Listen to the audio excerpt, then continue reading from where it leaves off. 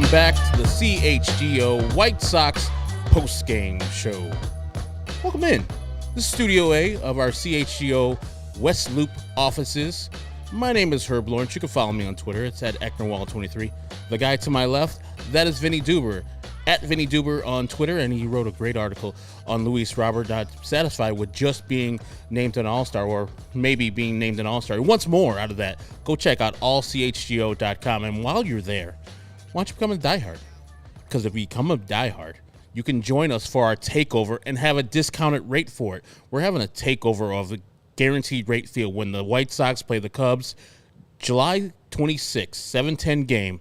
You can join us and the CHGO Cubs people and other people who are fans of these teams in the stands. I believe the White Sox tickets are from $5.29 in the upper deck right behind home plate. Beautiful, beautiful vantage point from there. So become a diehard member, and you get a diehard discount off of this one on July 26th or the one we do later in the year when we go to Wrigley Field, August 16th. August 16th at 7:05 start for the Crosstown Series. So discounted rate for diehards. For regular people, you still get a great deal yourselves. But being a diehard is much more valuable. You get a nice box right here. You get a membership card, get a free T-shirt. And if you join in for that takeover, you get a free either White Sox Southside shirt or a Cubs Southside shirt. Comes with the package. So the deal pays for itself with just getting a diehard membership. So go to allchgo.com and become a member today. Whew. I want to do anything but talk about that damn game, Vinny. Like, that game was just so boring and predictable as the White Sox lose to the Anaheim/Los Angeles Angels 2-1. Let me go over the scoring. I know it's going to be arduous. Start the clock. Top of the first inning, Luis Robert, solo home run. Bottom of the fourth inning, Shohei Ohtani, solo home run. Bottom of the ninth inning, wild pitch, Mike Trout scores. Game's over. That's it. I mean, made it easy for you, Herb. Yeah, there was as many runs right there as Sox had hits today. It's just so frustrating. And I know people are going to focus on Raylo in the ninth, Aaron Bummer in the ninth, and I get it. Those guys haven't been great this year. But when you get 3 hits, Vinny, it's tough to win a Major League Baseball game in one run. That's the game. Yeah. That's the game right there. I mean, and listen, not only that, we've belabored this point this season. The White Sox pitching staff and the White Sox defense, by extension, they've got no room for error.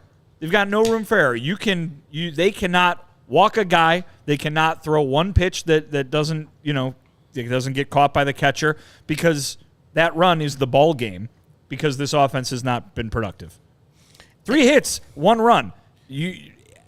Almost every single time, 99% of the time, you are going to lose when that is your offensive output. The White Sox have had plenty of nights this year where they have not had a lot of hits, where they have not had a lot of runs, and they have said, all right, pitchers, go be perfect. You have to be perfect. I'm not saying Aaron Bummer, was great tonight. All the negative comments toward him. Listen, he hasn't had a very good season, and this was another low light for him. But when I don't care who's on that mound, you can't screw up. There's nothing. You got to be perfect, because all they did was give you 3 hits and 1 run. And guess what? No matter who Pedro Grifol calls on in the 9th inning, 1 run is not even leading the ball game. No, it's still a tie. It's still a tie. So no matter what you do, the only thing you can do is push that to extra innings right there. Aaron Bummer didn't get the job done. There's no doubt about that. But neither did anybody else carrying a bat for that team tonight, because besides Luis Robert Jr., who had 2 of those 3 hits, one of them was the only run of the game for the White Sox. And, yeah, you can't go into a game, and there's tremendous pressure on any MLB game because you're playing in front of a large audience, both there in the ballpark and on television. So you already have that dealing with you. And then you come in with no margin for error, as you said. The pressure's got to be immense right there for any pitcher to say, okay, take us to the 10th, kid. Yeah, we might not score in the 10th. After a while, a pitcher's like, you know what? It doesn't matter. Let's get the game over with. I know they're not there. They're professionals. They're out there trying. Raylo's not trying to walk Mike Trout. Same thing with Aaron Bummer. He's not necessarily trying to walk Shohei Ohtani, but at the point, I was like, you know what? Let somebody else other than Shohei Ohtani or Mike Trout beat you in the ninth, I would have just like 4. I know it's risky to put the winning run on second base, but as it turns out, it didn't matter. It was academic because Aaron Bummer, as you said, threw 2 wild pitches. Getting Moustakas to swing, I don't know what he was trying to do right there in that last at-bat versus Moustakas, but he was very wild. And Yaz, just came into the game pretty much fresh. We already documented his knee, back problems, and we've already seen him not be a great blocker of balls. And so it wasn't a great combination having Aaron Bummer, Yasmani Grandal in there, and him not throwing strikes. So, yes, we're going to be focusing apparently on Ronaldo Lopez starting that inning and Aaron Bummer struggling. But 1 through 9 got to get some stuff, except for 88, who continues to impress. Reed Detmers throws a high fastball, and Luis Robert Jr. treats it like he's been treating most balls this year. It's ridiculous how this guy has transitioned himself into if not the best player, one of the best players in baseball. Major League Baseball, if you look at Twitter, is going wild with him every time he hits the ball because he's hitting the ball with so much authority. What'd you see from Luis Robert Jr.? Let's get into some positives before we jump back into some negatives. Well, I mean, what I'll say is I'll counter your comment that this was a boring game. I don't think it was. No? I think it was 2 starting pitchers who pitched tremendously well, and a home run apiece from 2 of the best hitters in baseball right now. Mm-hmm. That's pretty entertaining, I think. Obviously, the not a huge crooked number for either side there at all. But listen, Robert has been on a tear, and if it wasn't for that 9th inning single, White Sox only would have had 2 hits tonight. If it wasn't for his first inning homer, they would have had no runs. So he was the offense tonight, no doubt about that. And he's been the centerpiece of the offense for a while now. He used the word carry. He wants to carry this team to the playoffs. I don't think that's going to happen this year. It certainly doesn't look like that's going to happen this year right now, but he's showing that he can be the kind of player who can do that in a season. He is playing right now like the player who was promised, the hitter that everybody was getting so excited about. You go all the way back to 2019 when it was, why is he still in the minor leagues? Why is he still in the minor leagues? Then he came up, had a few injury-riddled seasons, and all of a sudden it's, when is this guy going to be any good? When is this guy going to be any good? Well, you're seeing it right there. Credit the health, credit the work he's been doing behind the scenes, but he's on an absolute tear right now, and it continued even though the White Sox just flew halfway across the country. Oh, yeah, and I forgot to mention, too, we usually have a partner here, Sean Anderson, but today he is taking a couple days off. Rejoin us, I think, on Thursday, well-deserved break, so CHGO White Sox is usually hosted by Sean Anderson, who sits to the right of me. I am the community leader usually. Today I'll be acting as the host, but to your point, Luis Robert Jr. and the major leagues taking notice. If you could flash that graphic about Luis Robert Jr., the highest slugging percentage versus fastballs, 4-seam fastballs this year, Luis Robert Jr. is number 1 with a .955 slugging percentage coming into today's game. And the home run he hit off of Reed Detmers was another 4-seam fastball. Aaron Judge, you've heard of that guy, right? He was the MVP of last year, the reigning MVP. 909 versus that. So Luis Robert Jr. is doing something better than the guy who set the American League record for home runs in a season last year. Little anomaly right here, Kevin Kiermaier, who was a great defender, but he's hitting fastballs really well with an 898 coming into today, and Teoscar Hernandez, the former Blue Jay, with an 833 slugging percentage off of 4-seam fastballs. But Luis Robert Jr. is that dude now. This is the guy that I wanted to see all the time, and we're seeing it more constant. Today he had one bad swing at a ball where I was like, bad Luis, but that's going to happen. We're seeing few and far between those bad swings where he's swinging at balls in the dirt. I think that swing was more of a 2-0, I'm seeing a fastball, I'm in swing mode, and he swung at a slider that was by his feet. But this guy is just turning himself into one of the best players, if not the best player in center field in Major League Baseball. I mean, Vinny literally yelled, "Why would you throw him a fastball?" That's the reputation he's getting now. I mean, and to both of those points, I mean, he's crushing the fastball, and you're talking about him not swinging at pitches out of the zone. Those are the result of the same work, and the work that he's done on pitch recognition, on pitch selection, and on plate discipline. I mean, he's waiting for his pitch, which is something he was not doing as recently as early this season when he's still flailing at balls out of, on the outside half, not even the outside half of the strike zone, well outside the strike zone outside. So he is, it's the light has come on. It's dawned on him. And I think Pedro Grifol has been the guy who kind of has been beating the drum for him along with the coaching staff, obviously, of, hey, go to work. Here's what we want to tell you. Here's why we were brought in, to bring some new ideas, to tell you how you can get back to being you, Luis Robert, the guy who everybody thought was going to be an MVP candidate. Pedro was telling us yesterday, sometimes it just takes these guys a little while, and this took a while to take root. But now Luis is buying in. There's no zealot like a convert, as I was saying in the pregame show, and he's saying the same things that Pedro was saying when we were talking to him postgame yesterday when he hit 2 home runs. So obviously now Luis is going up to the plate knowing exactly what he wants to hit, and being able to identify what's coming at him and where, because all it took was a little work, and we're not seeing anything like the guy who was swinging and missing wildly earlier in the season or in the WBC or even last year when he was dealing with the wrist injury. So it's a much different hitter, and wow, for the better, because he has been absolutely fantastic. And White Sox reaction video asked Luis Robert Jr. for MVP.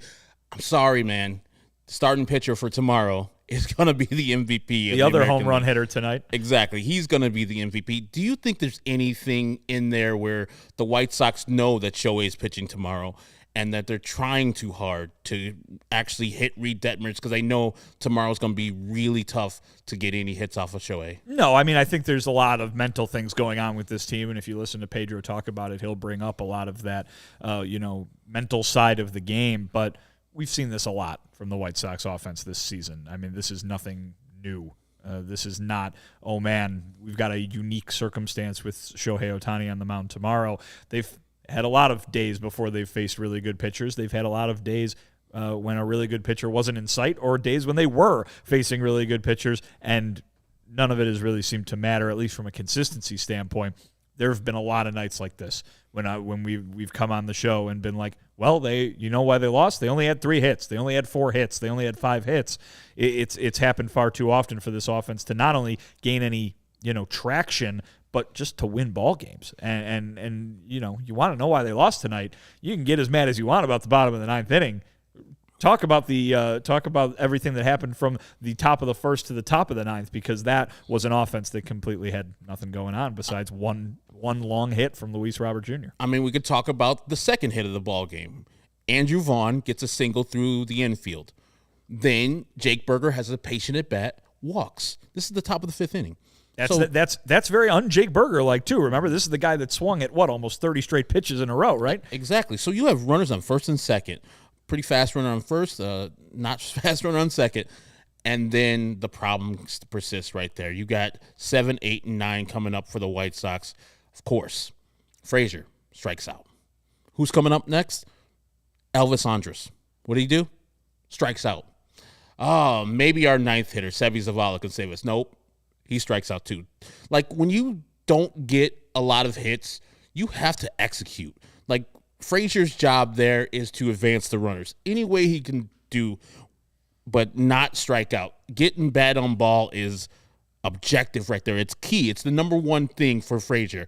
I know he doesn't feel comfortable in the box. He hasn't been a major league hitter for a while. When he was with the Yankees, that's where he was kind of in his groove, and then he got DFA'd by them, and he's been ever since kind of just floating through the league as a 4A hitter.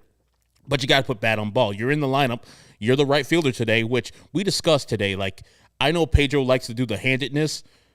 You probably get 4 better at-bats from Gavin Sheets. I know Gavin came in later in the game, but you get 4 better at-bats for Gavin Sheets than you get from Clint Frazier. The handedness stuff kind of is tiresome. Just give me the better player. Give me that better player in the lineup, and I'll deal with whatever he does in the lineup. And for a veteran like Elvis Andrus to strike out there, it's going to happen. And Reed Detmers had 10 strikeouts himself. He's a filthy pitcher. But that is where the White Sox lost the game for me, where you have those runners there. You're threatening to have Reed Detmers chase in the 5th, but then he wiggles out of it with 3 strikeouts there. So the offense, like I said many times, they're leaving no room for air or no room for margin, and The White Sox defense was pretty decent today. I know people are going to talk about the Tim Anderson bobble that he didn't get out on Brandon Drury. Ball was hit 110 miles per hour or 100 miles per hour. It was a backhand throw. Tim probably is not getting Brandon Drury out in that anyway. I know all this stuff. Every complaint you guys have is a culmination of this terrible season and everybody on this team not being as good as they should be, except for Luis Robert. And today we had Dylan Cease go out there and chuck a masterpiece. But I am getting, and this is me on my soapbox, I'm getting kind of tired of people telling me about Tim Anderson and telling me you want him DFA'd and telling me you want traded. I got it. You don't like how he's playing. That's fine. He's been playing poorly. But I think it's more than that. You guys are trading on a guy that last year he was your favorite. How so quick as White Sox fans? How so quick have we just forgotten all that he's done for this team? I feel like this is the same thing that happened to Lucas Giolito last year, where so many people wanted to DFA him. So many. And now look at him. Out there battling, dominating. He might be an all-star this year. And I feel Tim can recapture his former all-star fame. He was the all-star starting shortstop last July, when we played a game. He was the all-star starting shortstop. And now you don't want him on your team anymore? That's frustrating to me as a White Sox fan, that you're so quick to change on these players that quickly. It's your prerogative to do it, but I'm just voicing my opinion that no, you can't be that fickle in your fandom to want one of your best players from last year to be off the team this year. I don't know if you have any thoughts on that, Vinny, but it's just, for me, that's a frustrating thing to see majority of White Sox fans not want this guy on their team anymore. Well, I would say this. I would say that there needs to, the way I usually react to that is not, oh, I disagree with your opinion or something like that. It's like, well, I'm going to tell you what the reality is. And the reality is Tim Anderson's not going anywhere. You know what I mean? Like the reality of what the roster looks like, of how the roster was built, and what happens if he is taken out of it. What are you expecting? What do you want? Because Tim Anderson just didn't play for several games in a row last week, and what you got was Zach Remillard. Yeah. And, like, is that what you want? Do you want a full season of Zach Remillard? I mean, do you want, obviously there are a lot of underachieving players on this team, but this was the team that was built. These are the major league players that they put on this team. What's behind them on this on the depth chart, be it on the big league roster or at AAA? Not big league starting quality players. Mm-mm. And so what you're asking for is for an entirely different roster that comes in the winter. Mm-hmm. And so, listen, Tim Anderson is still a guy who the White Sox believe is critical, vital to this lineup, critical and vital to the top of this lineup. For as bad of a year as Tim Anderson has had so far, he's still batting second. Like, it's not like they knocked him out of the leadoff spot and threw him down at number 9, and it's like, oh, well, he's never going to be good again. They think that tomorrow can be the start of Tim Anderson getting back to the way that they know him to be, which is a guy who, basically when he's going good, makes this lineup go good. And we've talked, Herb, you and I, many times about how he probably is the most important hitter on this team just because of what he can do from, sparking the lineup, from, the word that Rick Hahn has used recently, that Tony La Russa used for 2 years, igniter. That's really what Tim Anderson has been in the past for this lineup. I don't think you can look at a guy who's hit 300 plus, well over 300 several years in a row and say, he'll never do it again. I mean, guys, he's hurt. He was hurt last year, and he's been hurt this year. He probably is not back to the physical, quality that he's used to being at when he can perform regularly. You're seeing a lot of, weak contact from him, and that's not Tim Anderson. That's not what we've known Tim Anderson to be. I'm not telling you got to, chin up and just wait it out, but the way the White Sox's roster is constructed, it is hinging on him being productive, and so that's why they believe that it's still coming, because you're not going to just bench a guy who's basically still the face of your franchise. Yep, and Brady says exactly what I thought. I still love TA. Cleary's hurt, and some reason they won't put him on the IL. there's different reasons there. I think, he feels he's healthy. He's back to playing shortstop after playing a couple games at second base because his arm is a little bit better than it was. His shoulder's a little bit better than it was. And Belzar later down in the chats, Greg, says something like, Tim's hitting 235. We can't be angry at him. I didn't say that. Be angry at him. Please, be angry at the player. But to trade him and to say, oh, my God, this guy's get off the team. I don't need this guy on the team. I think it's a bridge too far. The man is hurt.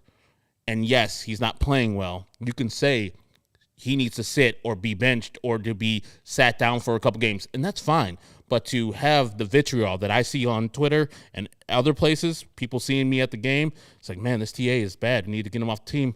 Calm down. I don't think we're there yet. But let's get into some actual really, really, really positive news. The pitcher today, Dylan Cease.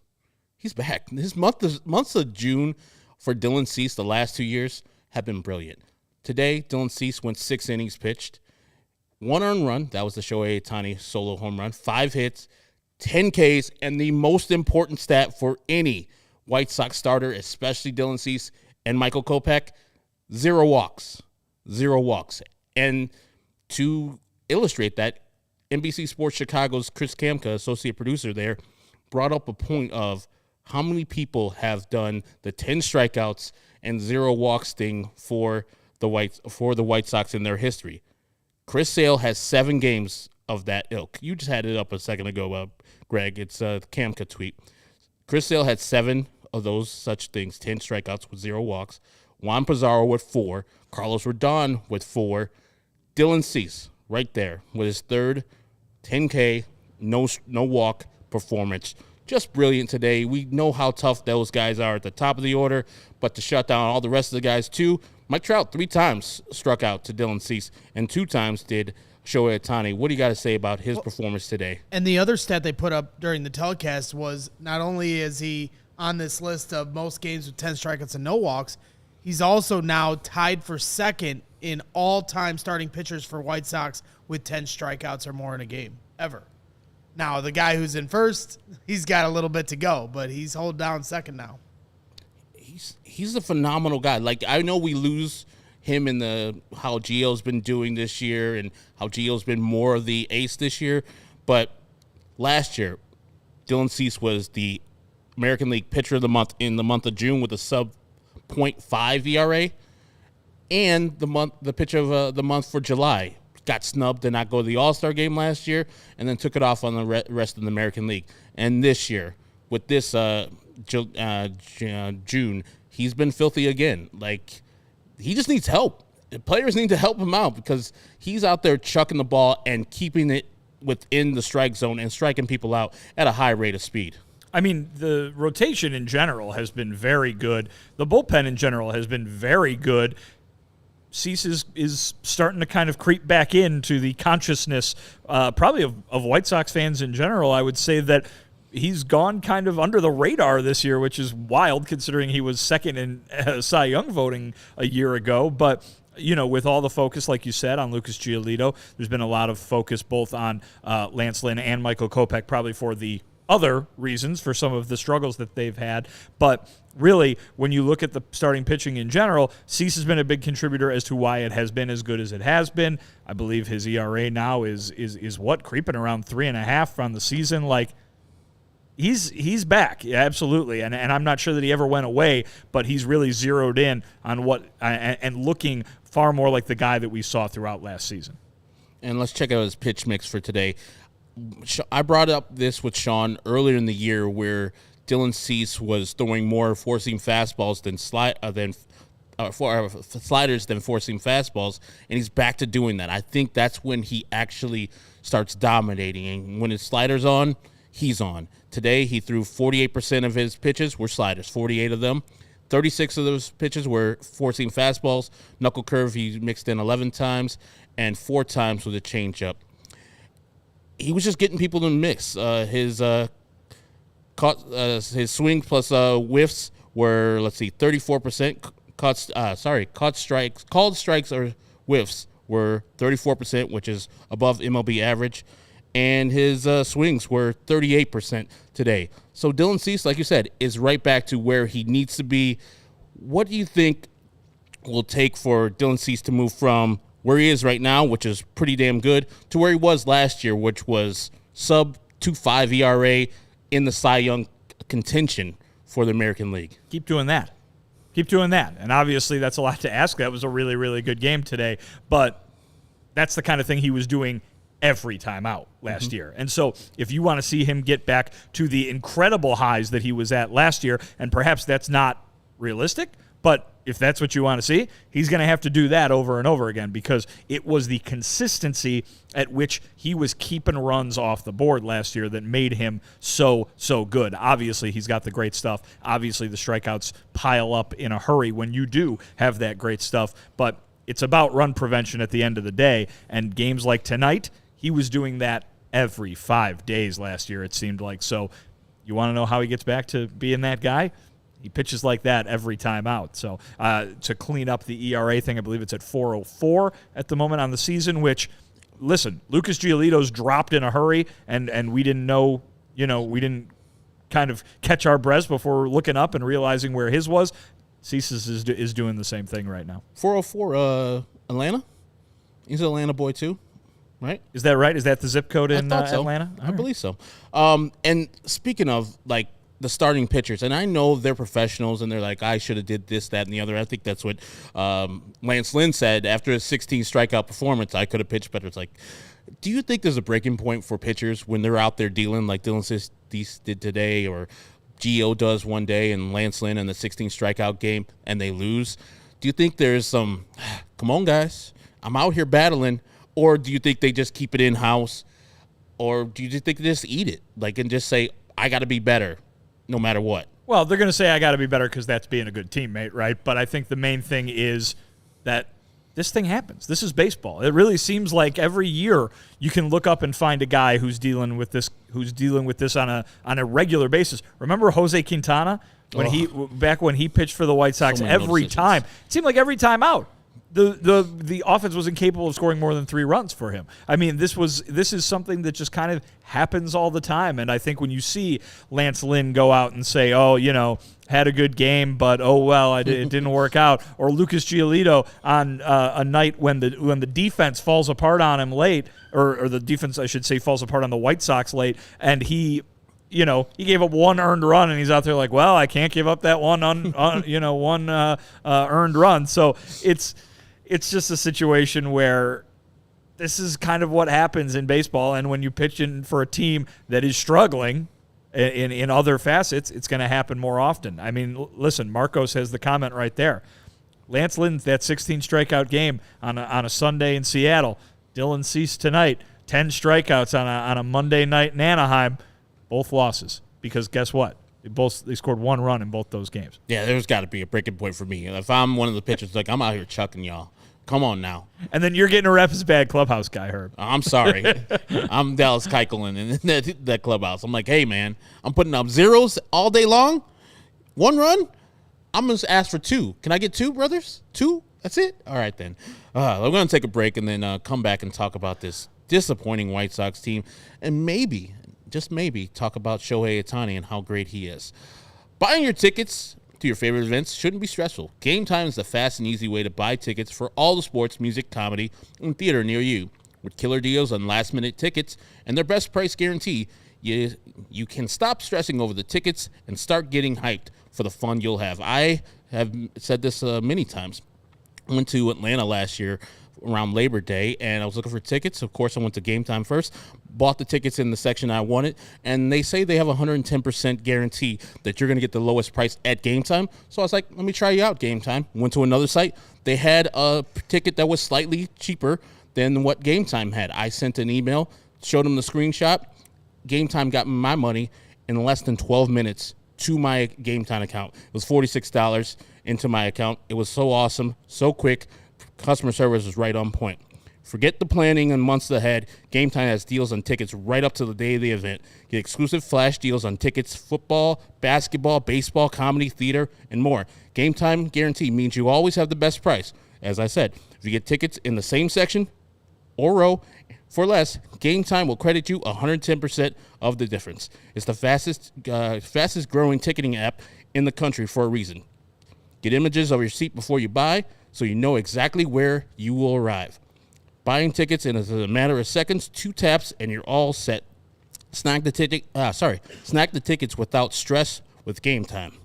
Download the Game Time app, create an account, and use the code CHGO for $20 off your first purchase. Terms apply. Again, create an account and redeem code CHGO and get $20 off. I got my mom $20 off of Beyonce tickets. Download Game Time app today. Last minute tickets, lowest prices guaranteed. Now I got to find the ComEd read. And you ready to go, Vinny? You know I am, Herb. Let's see. The ComEd Energy Efficiency Program is committed to helping families and businesses in the communities they serve, helping manage energy usage, lower energy bills now and into the future. You know, Herb, you're right. I am. ComEd offers a wide variety of incentives on lighting and other efficiency upgrades to commercial, industrial, and public sector customers of all sizes across our beloved territory here in Northern Illinois. ComEd also offers free facility assessments that can help find energy-saving opportunities like those for HVAC systems, commercial kitchen equipment, or industrial processes. Vinny, how does that work? Well, I'm glad you asked, because the folks at ComEd sent it over right here, and I can read it for you. They're so nice. I know. They are, really, they are. But I know everybody here thinks that I just know this about ComEd, but, sometimes you have to be informed. An authorized engineer will work with you to develop a detailed assessment plan specific to your goals and needs. These can be done in person or virtually and last approximately 2 hours. Within 3 to 4 weeks, customers will receive a report detailing energy efficiency projects that they can start working on immediately. Each recommendation will include estimated energy savings, cost savings, project costs, potential incentives, and simple payback. If you, our dear listeners, own a business, don't wait. Don't. Now, here's the CTA. It's highlighted in yellow. And I know this because I live in the city, that it stands for Chicago Transit Authority. Get started saving money and energy today. For energy-saving tips, lighting incentives, or to schedule your free facility assessment, go to ComEd.com/poweringbiz. Is that ComEd.com/poweringbiz? Herb, it is. You didn't even need one of those giant cones that people used to stick in their ear back in the 1800s to hear me. You heard it perfectly clear. I did say ComEd.com/poweringbiz. So schedule it today. To get to stuff and little transaction stuff that happened before the game.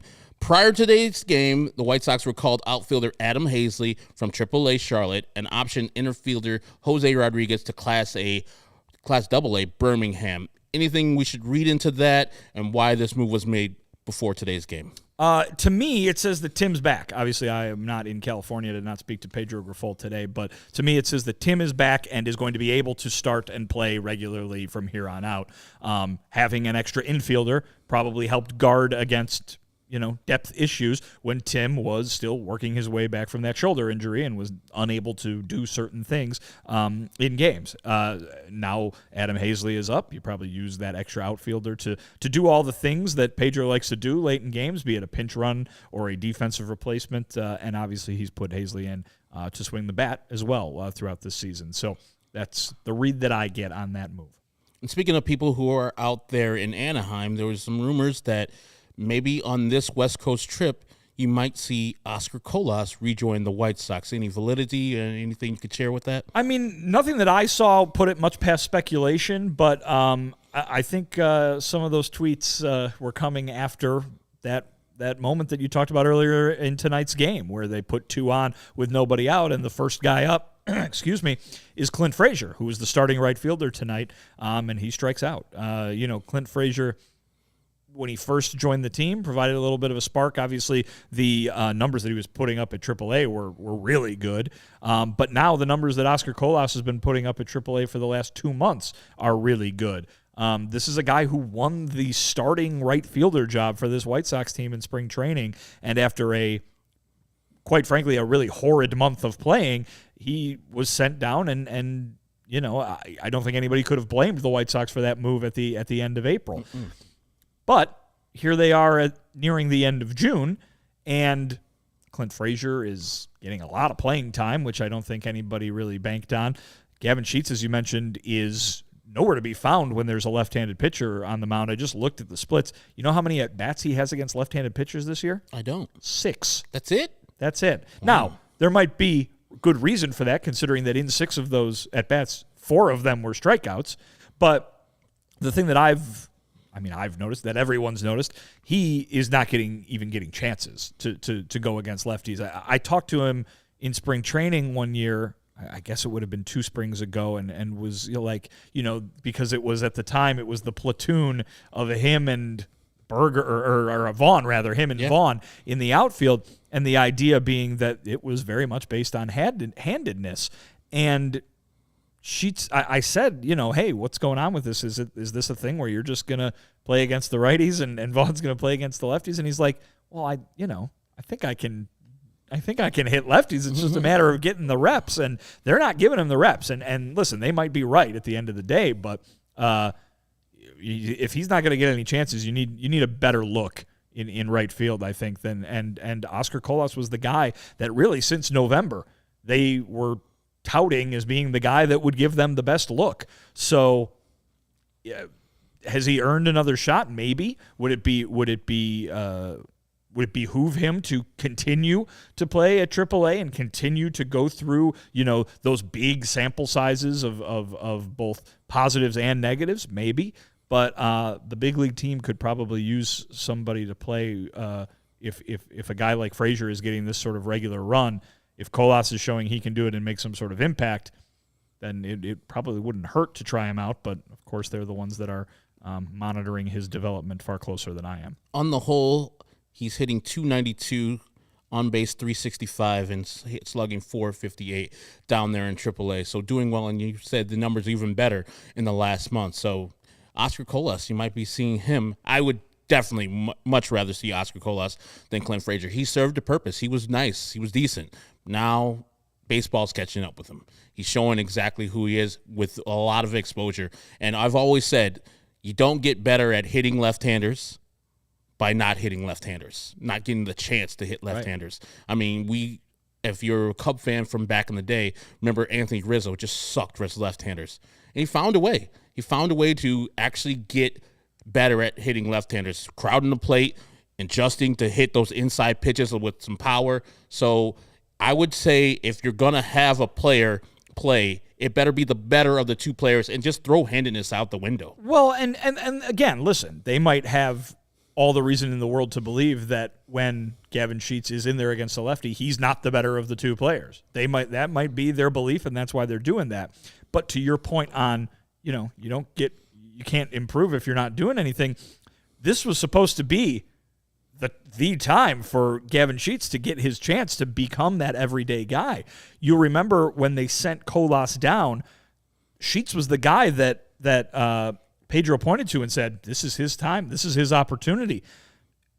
Obviously, Eloy Jimenez has been on and off the injured lists, throughout the season. Yohan Moncada has been on and off the injured list throughout the season, which has allowed Jake Berger to play a lot of third base.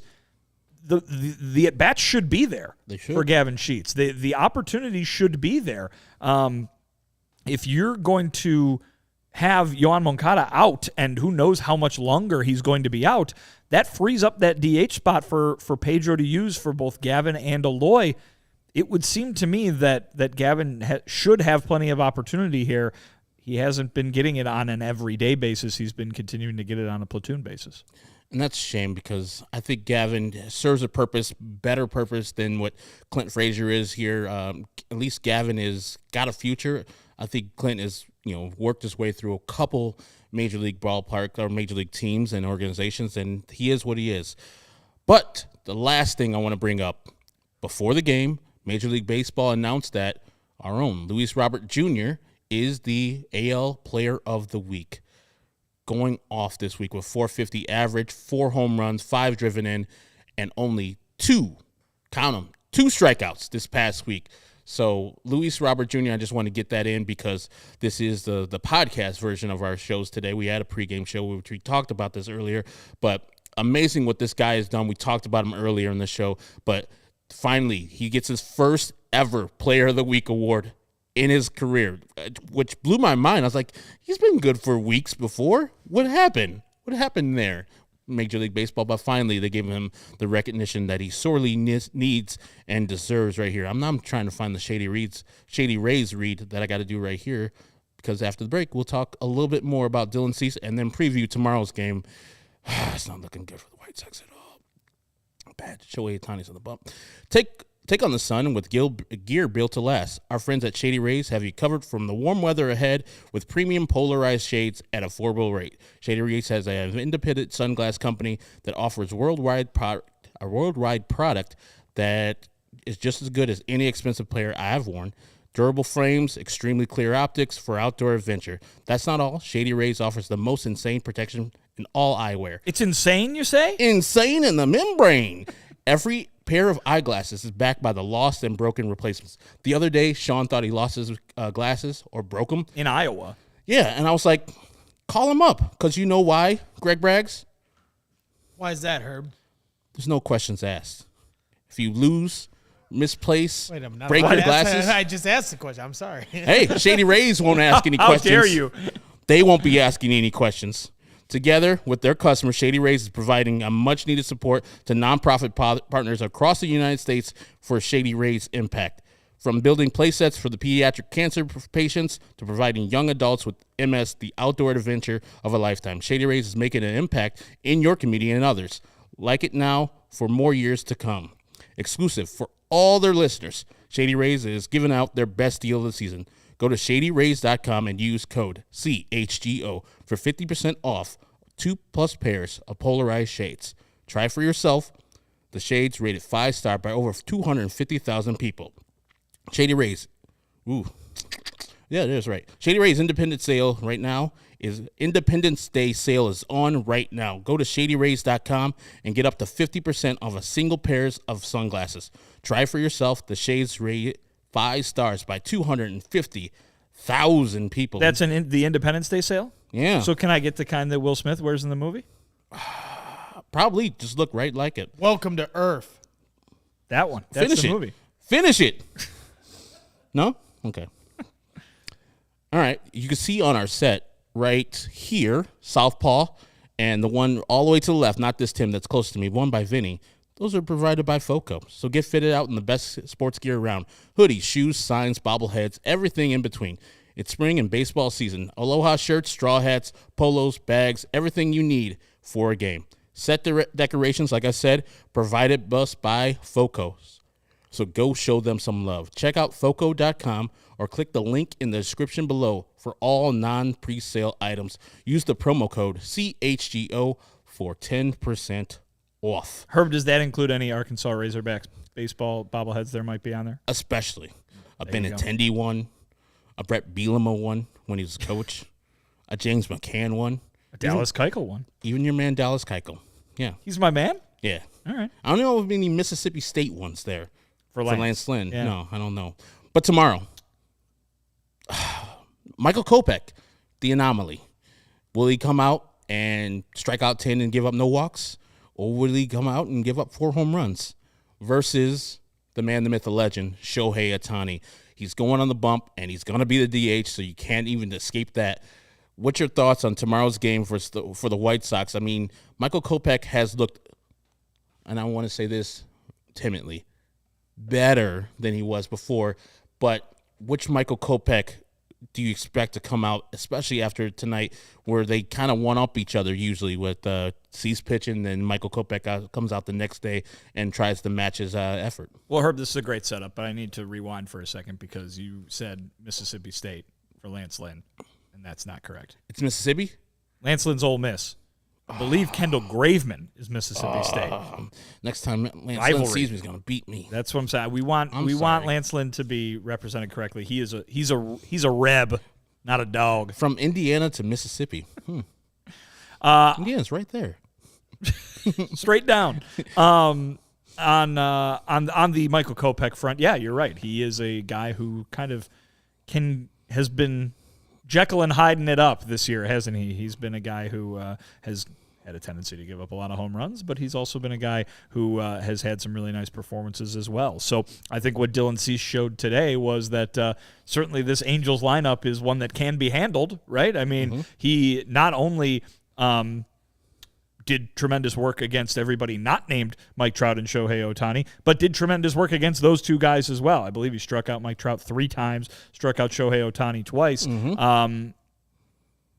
Michael Kopech has some good stuff too, and he could probably have some success against this lineup. Cease obviously is a pitcher who has put a little bit more on his resume, so to speak, than Michael has to this point. I think, though, that you got to look at the way that Michael's last outing went and see if that rest paid off that he got there after only throwing 86 pitches in that one ahead of the off day. Yeah, and Michael Kopech did face these same Anaheim Angels or Los Angeles Angels in Chicago earlier in this year. He only went 4 1/3. But in that 4 1/3, he struck out 10. This is what I'm talking about with Michael Kopech.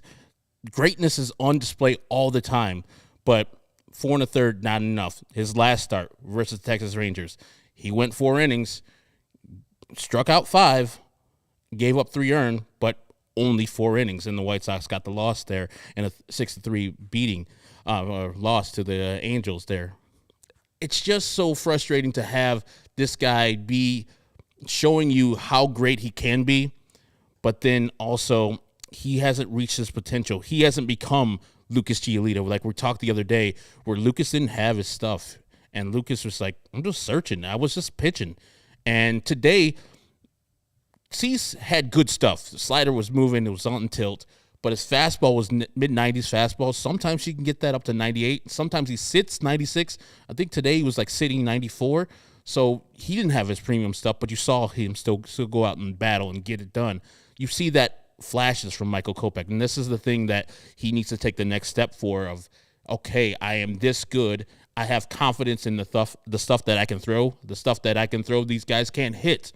The stuff that gets hit is me not throwing the ball with confidence, me walking the guy before him, me giving up a soft single, getting distracted by that, and then giving up a home run.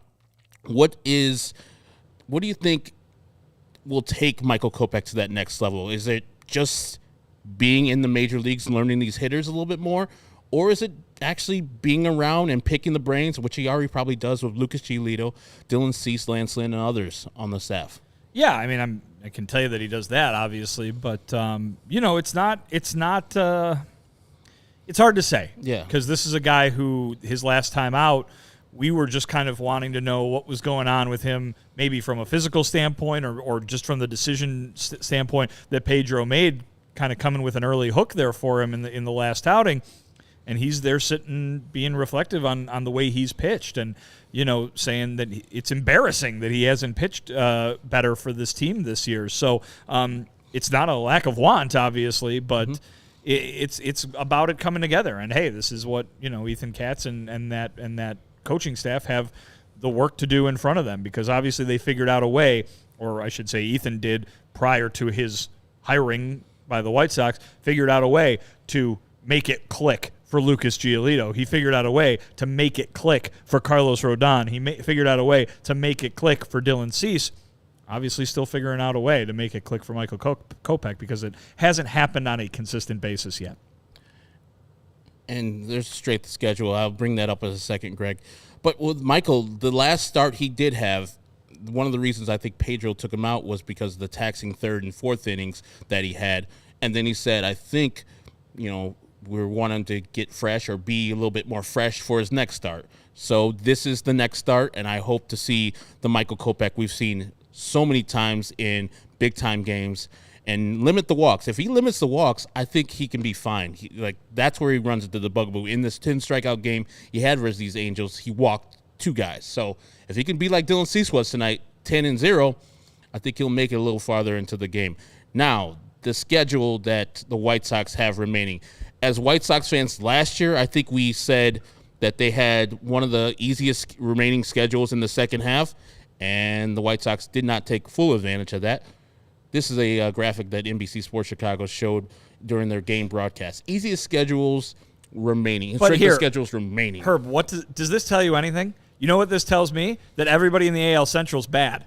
And the Astros, too. The Astros, that's just the way the cookie crumbles, I guess. But, I mean, Maybe the Astros have to play all the Tigers, Twins, and Royals. What a tough pull for the Guardians here, I must say. But yeah, I mean, look, the easiest strength of schedule remaining in baseball is the top 4 is AL Central teams because guess what? They play each other. They all play each other, and everybody in the division is under 500. That's why. Leave you a little positivity, White Sox fans. In the month of September, the White Sox play a bunch of those AL Central teams. Detroit 6 more times. I think they play Minnesota a couple more times. The Royals. And I think they finish off with the Arizona Diamondbacks, who are really good, and the San Diego Padres. So the schedule, and in there, I think you get the Washington Nationals. The Nats are in there, too. So you have a very easy... The Red Sox, who they just won the series against. So they got to go to Boston. The A's are in there somewhere. So, yeah, they have an easy schedule coming up. Can they take advantage of it? I don't know. We'll see. My name is Herb Lawrence. I am the community leader, usually, here for the CHGO White Sox. Do I have to read those things? All right. Fred says we love Sean. I don't think you have to, but you can. We don't love Sean. Wow. Get out of here, Fred. Wow. I'm kidding. Kicking him while he's down. I love you, Fred. And I love you, Sean, too. And Tony says, love the Herb and Duber show. Is that what it's going to be called, Herb and Duber show? Why not? Well, Vinny and Law. No, there's already a law here. Vinny and Herb. It also makes me sound like I'm your Vinny-in-law, which is not something that you want. And as our guy Greg says, hit the like button for that late night therapy. We're going to be back tomorrow night. It's a remote version after the White Sox and the Anaheim/Los Angeles Angels battle. Shohei Ohtani, Michael Kopech, late night tomorrow. Please join us for the CHGO White Sox postgame. That is Vinnie Duber. You can check out his articles at allchgo.com. Right now is a Luis Robert article. You can check it out immediately, if not sooner. That over there, Mr. Braggs Jr. How you doing, Greg Braggs Jr.? How do you think you did in your first night doing the postgame? I did okay. Hey, we're building towards perfection. We're not there yet. No, so perfection is boring. So you're good. Football, there's no such thing as a West Coast night game for football. No, they do it the smart way. When it's on the West Coast, they schedule the games earlier. So what do you think about West Coast baseball, Greg? I love it. I'm running on adrenaline right now. But if they were to do it like football, then just all West Coast games should start around 5 o'clock their time instead of 7 o'clock their time. And then that way, everyone in the Midwest and the East Coast can continue to watch these games. You know, you're trying to build up fandom and views and everything. That's how you get it done. So last weekend or 2 weekends ago, I guess, when I was out, when I was off, I was in Kentucky, which is the part of Kentucky that I was in Eastern time zone, and the Sox were in Seattle. Ooh. And so I was following. You know, I wanted to follow along, see what was going on. Those games didn't start till 10 p.m. Woo! Yeah. I was like, oh my God, I know everybody in the AL and NL East and a few of the teams in the Central divisions in those leagues as well. Fan bases of those teams when they go out to the West Coast, my goodness. A 10 o'clock start time? Yeah. They just got to be like, nope, I'm not watching this one, right? Yeah, I'm out. No, I'm good. Woo. I got to go to work tomorrow. F the White Sox or whoever your team you root for. They ain't paying my bills for tomorrow. And when I went out to the West Coast for the year, 10 a.m. kickoffs for Bears games. They were really terrible. It was 2016 season. So at the end of the year, I was not waking up for Bears games. But that is real convenient. Like, you can finish your football watching within like 5 o'clock, and you can go and kick it. That's got to feel really good to watch a quote unquote noon game, but it's over at like 1:30. You got the whole day left. Oh, that's great. And if you were a young kid like I was, but I was in Chicago, so my mom didn't give me this excuse. Church started for us at around 11 o'clock, and it ended at like 2:30. It was too long. That's a lot of anything. Half the reason why I don't go to church right now. But if you were in the West, church needs a pitch clock. Oh my God, so much. Get it, hurry up. I went to a wedding. A preach clock. Yeah, I went to a wedding that was non-denominational and no religion. 10 minutes from start to finish. Music, guy going up, saying his words, leaving, 10 minutes. But if I was on the West Coast going to church, I could have said earlier in my life that I didn't want to go to church. Mostly I said, I don't want to miss this football game, Mom. I want to be a football guy. I want to be playing in football, or I want to be an announcer for football. And she would have let me do that. So instead of going to church until I was like 15, I could have got out when I was 10. damn it. Need a time machine. But my name's Herb Lawrence, ActorWall23 on to Twitter machines. You can follow me there, talking about all White Sox and other junk. But tomorrow, join us, probably 11:30, something like that, where the White Sox postgame after they win tomorrow over Shohei Ohtani, hit a bunch of home runs off him, and he hit 0. So join us, CHGO White Sox. Thank you for joining us tonight. Let's pump those likes up to like 35. Frank Thomas. Right now, Larry Garcia. We can't stay on Larry Garcia Or likes. at least 34 Gavin Floyd. Exactly. So we'll see you tomorrow. Peace out. We're serious about success.